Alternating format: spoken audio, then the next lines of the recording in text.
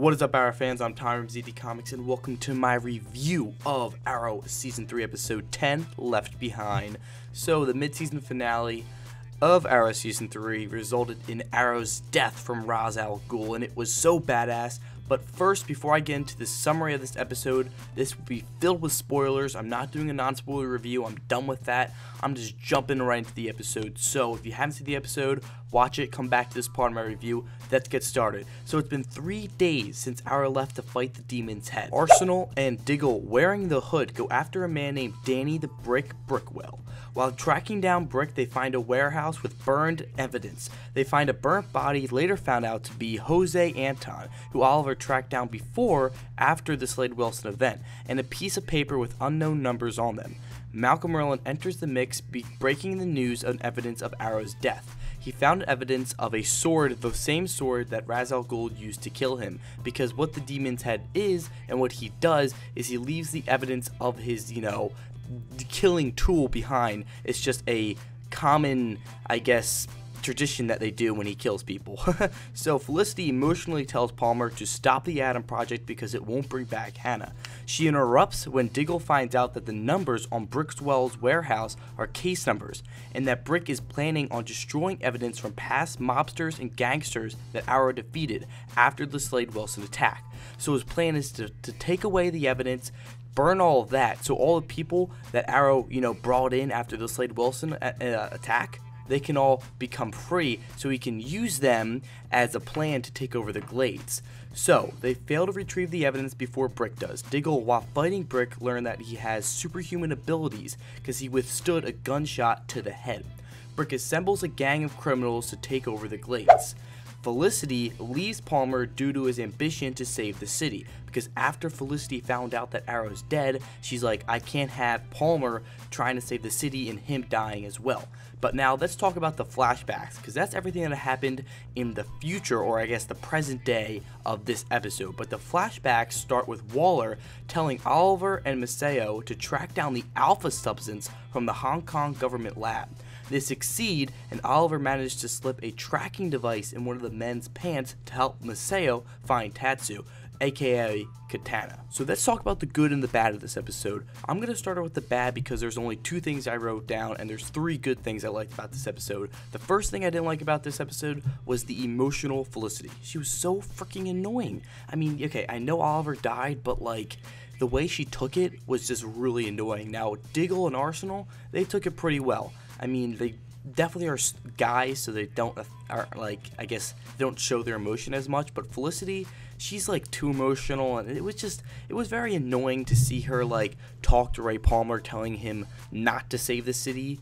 I mean, think about it. When people go to the army, they die all the time. I mean, not all the time, but if you're going to the army, you're like, okay, I could die at any second.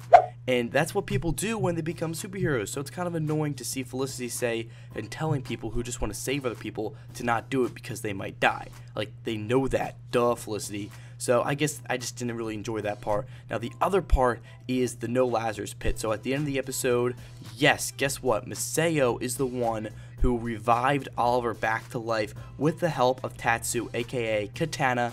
And it kind of sucked because he just came back to life. He just wakes up, his eyes are open, and he's normal. I don't know what the hell happened, but he did not use the Lazarus Pit, and it sucked ass. So I hated that part. It's just annoying. It's this whole time we're Lazarus Pit, it's gonna be so freaking awesome and badass, and trumpets playing and shit. But no, what happens is that Oliver just randomly wakes up, probably because Tatsu healed him with some dust or something, pixie dust. I don't care. It kind of sucked. It just bothered me. I mean, come on. People had fan art of Oliver raising an arrow above the Lazarus Pit, but instead we got literally nothing. So it really sucked. I'm very, very disappointed in that. But let's talk about the goods. The first good thing I have down is the Atom Project. In the beginning of the episode, we get to see Ray Palmer working on a device written on his arm, probably to deploy missiles, I guess, sort of like what Iron Man does. It was pretty cool. Now he's very in the beginning stages of the Atom Project, which is kind of disappointing. I hope he speeds things up a lot, but they've been doing that a lot. I mean, Oliver's death, he came back to life. They sped that up. Also, this is the next good thing. Canary is born. They sped that up so fast.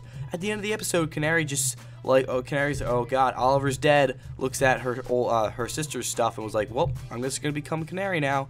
And of course the costume fits her, everything fits her, because that just makes sense. Sorry, that's just little details I don't enjoy. But anyway, Canary is born at the end of the episode. She's helping take down the Brickwell Project. Of course, he's trying to take over the Glades, and that's the next thing I want to talk about. This is a good thing. Now, this is a good and a bad. The good thing about the Brickwell storyline right now is that it is pulled directly from the comic books. If you didn't know, in the comic books, while there was an attack on Central City, Brickwell rose to the action, took over all the criminals after the attack on Gotham, and why the criminals and basically all like the mobster and the gangs in, you know, the Glades, why they were so like bent over and bent down after the, you know, Slade attacked him, he gathered up everybody to take over the Glades themselves. So that's basically exactly what they're doing, and I also enjoyed how they gave him superhuman abilities. I was not surprised by that. I mean, sorry, I was super fucking surprised by that. That was awesome. I mean, Diggle's like, boom, nigga, you're gonna die.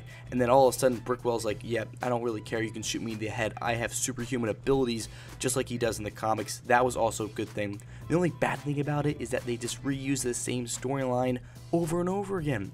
We've seen villain after villain or criminal after criminal try to take over the Glades. Like, Slade did it, Malcolm Merlyn did it. It's just like, well, Malcolm Merlyn tried to destroy it, Slade tried to destroy it too, but little criminals, like the smaller ones we fight, they're all just about the Glades. Like, come on, think of something else. But anyway, the Brickwell storyline is pretty awesome because it's ripped out of the comics. The Atom Project is just really cool. I mean, like, this is a man who's trying to become Iron Man right here.